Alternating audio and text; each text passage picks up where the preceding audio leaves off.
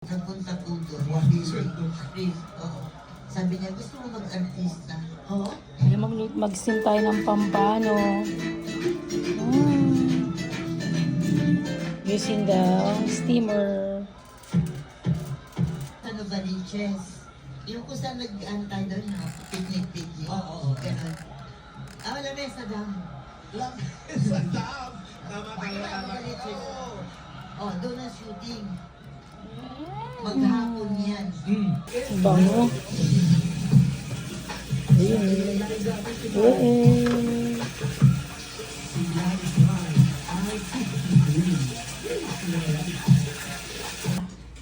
Tapos pagdating ko sa hospital, Drizzle na. yun, inasikaso naman agad ako x-ray. Kaya lang, ewan ko sa akin, siguro ano talaga yung pag nakilala kay si Juan, pwede ko magpa-picture. May nagpapa-picture. Tayo, we're gonna drizzle it. Wala na yung helmet pero buo pa rin yung ulo mo. Buti na sa ulo. Para umabas ang lamoma. Kala ko mayo na sila na gamot. Sa kabila ng mga nangyari sa'yo. Ito ka. Yes. Isa na ako. Ano nga may isip mo ano mga naging mensahe sa iyo aksidente? Maraming Then, realization. Ako lalagyan mo ng Lalo na yung pag na hindi ka wala kang magawa. yeah. kulay. Meron ng gulay sa ano pa. Paa. Ano, yung Tapos kulay. huli na. Di ba open na lang to? Fresh pa. We're gonna put the oil.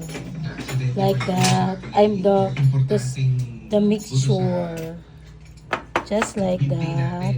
Uncle, kasi siya yung buto na bone na nagsisilbing makatayo at makalakad at makabalanse tayo. So yun ang medyo na multiple fracture, nilagyan siya ng 6 na tornilyo at okay naman na siya ngayon. Papahit lang. So hindi pa siya pwedeng iaapak ng mga dalawan. Halika, jogging tayo. What? 2 months pa. Mensahe, Brad, para sa mga nagpumotor at yung mga Then we're gonna put para pasalamatan. olive oil instead of sesame oil. Ayaw nila ng sesame oil.